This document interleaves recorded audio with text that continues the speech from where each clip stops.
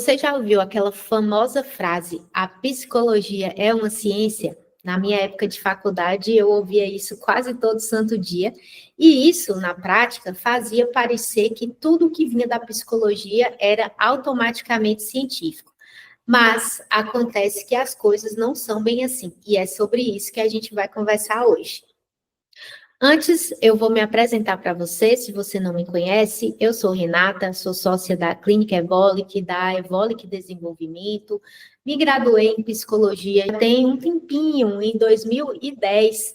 E se você é estudante de psicologia ou já é profissional, esse vídeo pode mudar um pouco a forma como você estuda e como você escolhe seus cursos, como você toma as suas decisões clínicas. Nos últimos anos, a gente tem ouvido falar muito as expressões psicologia baseada em evidências, prática baseada em evidências em psicologia, mas o curioso é que, apesar de parecer um tema novo, essa ideia já existe há uns bons anos, só que continua sendo pouco compreendida e, em muitos lugares, ainda ignorada, inclusive dentro dos próprios cursos de psicologia.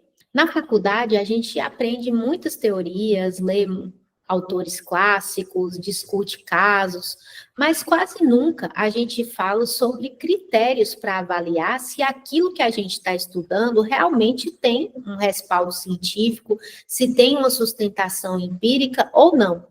É como se bastasse estar num livro de psicologia para ser válido e pronto. E muita gente, talvez você também, assim como acontecia muito comigo no passado, se sente da seguinte forma: estuda muito, faz estágio, acompanha professores, compra cursos na internet, mas sente que está sempre atirando no escuro. É como se não soubesse muito bem o que está fazendo, por que está fazendo. E aí a gente vai aprendendo técnicas, mas não sabe exatamente de onde elas vêm, o porquê que a gente aplica, a gente repete alguns discursos, alguns jargões de dentro da psicologia, sai ecoando ideias que a gente sempre escuta de professores, que a gente sempre lê em textos da área, mas no fundo falta aquela segurança para poder explicar por que que a gente faz o que faz. Talvez você até se cobre por isso, ou até mesmo se culpe achando que ainda não leu o suficiente, que precisa de mais um curso, com tantos cursos que a gente tem hoje em dia no mercado. Mas muitas vezes o problema não é a falta de esforço, não é a falta de estudo, não é a falta de mais um curso, é a falta de alguns critérios que a gente precisa ter para poder identificar aquilo que a gente vai estudar e aquilo que vai embasar as nossas decisões quando a gente estiver diante do nosso paciente, daquela pessoa que nos procurou confiando no nosso serviço. E às vezes a gente sai da faculdade com uma formação teórica muito bonita, no sentido de ter lido textos super bem escritos, com a linguagem super rebuscada, alguns textos até muito poéticos, cheios de conceitos complexos, com muitos autores clássicos. E tudo isso parece fazer muito sentido, até mesmo porque, em boa parte das vezes, isso é apresentado por professores com anos de experiência, com muito domínio de discurso e muitas vezes com muito carisma, aquele professor que conquista todo mundo pelo carisma e fala um monte de coisa, no final das contas você não sabe nem muito bem dizer o que ele falou, mas ele te conquistou pela simpatia e por uma série de outras estratégias que ele utiliza. O que quase ninguém te mostra é que muitas dessas ideias que a gente aprende como se elas fossem verdades absolutas, nem sempre passaram por um processo rigoroso de validação.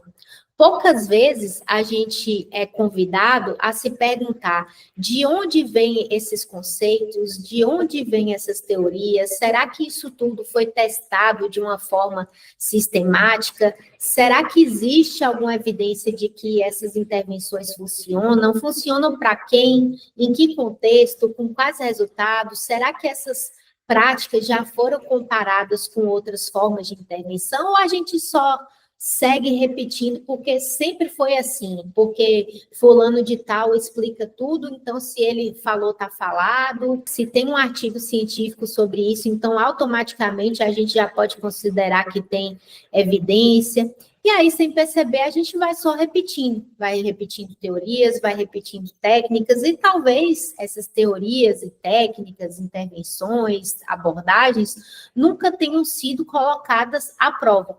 Quando surgem dúvidas mais concretas, por exemplo, como conduzir uma intervenção, como lidar com uma demanda clínica específica, ou até mesmo decidir em qual curso investir, qual livro comprar, qual artigo ler, a gente percebe que está sem critérios claros, sem ferramentas sólidas para tomar decisões. A gente está só com um amontoado de várias teorias que não necessariamente se traduzem em prática. E aqui vai uma coisa que muitos professores não ensinam na sala de aula. Era assim na minha época e ainda é uma queixa que eu vejo constantemente por parte dos alunos de psicologia hoje em dia. Nem tudo o que é ensinado dentro da psicologia é sustentado cientificamente. Aliás, muita coisa se mantém só por tradição, só por preferência teórica, ou simplesmente porque ninguém nunca parou para questionar aquilo de uma forma mais aprofundada. E eu não estou aqui para dizer para você que esses professores fazem isso de uma forma mal intencionada. Na grande maioria das vezes, eu realmente acredito nisso. Eles também não aprenderam a diferenciar o que é opinião de evidência, o que é uma preferência pessoal de uma decisão clínica que leva em consideração aquilo que tem mais chance de funcionar. Eles apenas seguem ensinando aquilo que foi ensinado a eles. E o grande problema é que isso cria uma corrente de desinformação, que é disfarçada de ciência, afinal de contas, vem sempre aquela frase, né? A psicologia é uma ciência. E quem quer fazer diferente, realmente se preocupando se aquilo tem um embasamento ou não, se vê sem direção. Mas e aí, se a psicologia baseada em evidências busca oferecer mais clareza, mais critério, mais segurança, mais responsabilidade, por que que a gente ainda resiste tanto a ela? É claro que o meu objetivo aqui nesse vídeo não é esgotar todas as razões pelas quais as pessoas resistem à psicologia baseada em evidências, mas hoje eu vou destacar 3 daquelas que são especialmente relevantes. A primeira é a falta de letramento científico. A grande maioria das graduações em psicologia não ensina conceitos fundamentais da ciência. Você pode passar 5 anos estudando sem nunca ouvir falar sobre coisas como confundidores, vieses, validade interna, validade externa, diferença entre correlação e causalidade. Isso é o básico que eu vejo que existe uma confusão enorme dentro da psicologia por parte de muitos profissionais, o que é correlação, o que é causalidade, confiabilidade de medida. Então, provavelmente, você nunca ouviu falar sobre muitas dessas coisas dentro da própria faculdade. E isso tem uma consequência importante, que é a seguinte: ser psicólogo não é automaticamente ser alguém cientificamente letrado. Você pode ser um ótimo leitor, um clínico super experiente, alguém com escuta sensível, com experiência de estágio, com experiência de docência, mas ainda assim não ter repertório para avaliar a qualidade de um artigo, por exemplo. E aí que está o grande problema, porque pouquíssimos são os professores que falam a respeito disso dentro da graduação. E para muitos alunos, essa sensação de insegurança acaba virando uma culpa pessoal. É você achar que está sempre atrasado, que não estudou o suficiente, que é fraco, quando, na verdade, o que faltou foi uma boa base científica para você aprender a discernir a respeito daquilo que você toma como base, daquilo que você estuda. A segunda razão que eu trouxe hoje é o excesso de confiança na própria experiência clínica. Muitos profissionais acreditam que a vivência acumulada ao longo dos anos é mais confiável do que os dados de pesquisa. E isso é compreensível, porque a experiência real com o sofrimento humano tem um peso emocional muito grande. Mas aqui entra um ponto delicado. a nossa memória é seletiva, nossos julgamentos são enviesados, a nossa percepção de eficácia pode estar distorcida. É muito fácil a gente acreditar que um atendimento deu certo porque o paciente parecia estar melhor, porque ele disse que estava melhor. Mas será que essa melhora foi por causa da intervenção? Será que não haveria uma forma mais eficaz? Será que a gente está medindo essa melhora de forma minimamente objetiva? É claro que a experiência clínica importa sim e importa muito, mas ela precisa ser complementada por dados mais amplos, mais controlados, mais replicáveis, senão a gente acaba atirando no escuro, a gente acaba seguindo por um caminho que a gente não sabe muito bem onde a gente está pisando.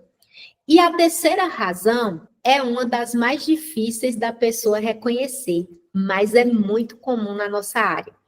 Imagina aí um terapeuta que passou anos e anos investindo em uma abordagem, fez cursos caros, leu dezenas de livros, participou de congressos, criou vínculos com outros profissionais, já deu entrevistas, enfim, construiu toda a sua vida com base naquela teoria tal, naquela abordagem tal. Agora imagine que esse mesmo terapeuta se depara com estudos mostrando que aquele conhecimento já está meio ultrapassado, que existem, inclusive, evidências fortes que contrariam tudo aquilo que ele aplica, tudo aquilo que ele acredita, ou que a abordagem que ele segue tem baixa eficácia em comparação a outras. É muito difícil de aceitar isso.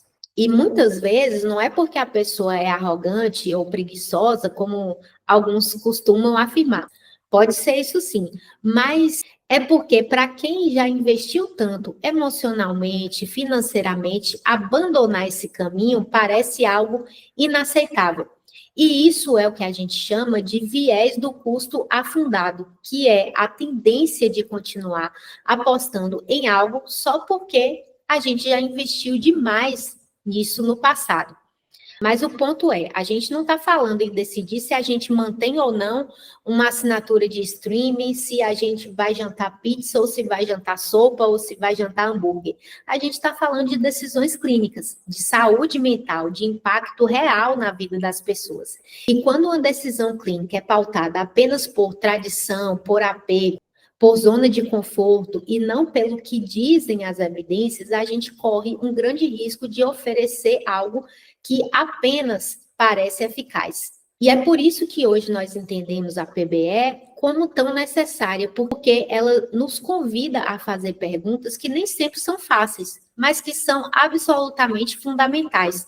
Ela nos chama a revisar aquilo que a gente toma como certo, como verdade absoluta, a reexaminar o que a gente ensina, o que a gente faz na nossa prática clínica e aquilo que a gente só repete sem nem perceber. Ela nos encoraja a ter uma honestidade intelectual de se perguntar, isso aqui tem realmente uma sustentação empírica ou só parece plausível porque soa familiar, porque foi dito com segurança por fulano de tal, porque foi repetido muitas vezes dentro da área.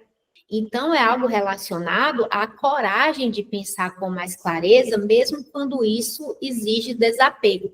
E muita gente não está disposta a desapegar de algo que defendeu com tanta veemência durante tantos anos. Só que, no final das contas, a gente tem uma questão muito importante, que é a seguinte: não se trata de vencer um debate teórico, mas se trata de oferecer o melhor possível para quem está diante de nós, confiando no nosso cuidado, que é o nosso paciente. Geralmente, o nosso paciente nos procura em situação de grande sofrimento. Então, se trata de um compromisso não apenas com a profissão de psicólogo, mas principalmente com as pessoas a quem servimos.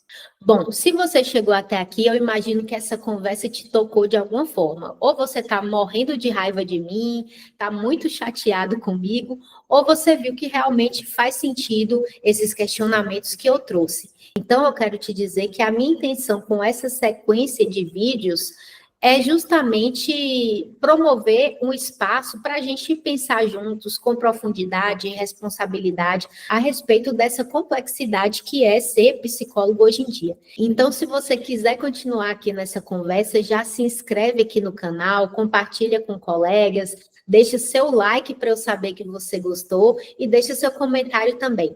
A gente se vê no próximo vídeo.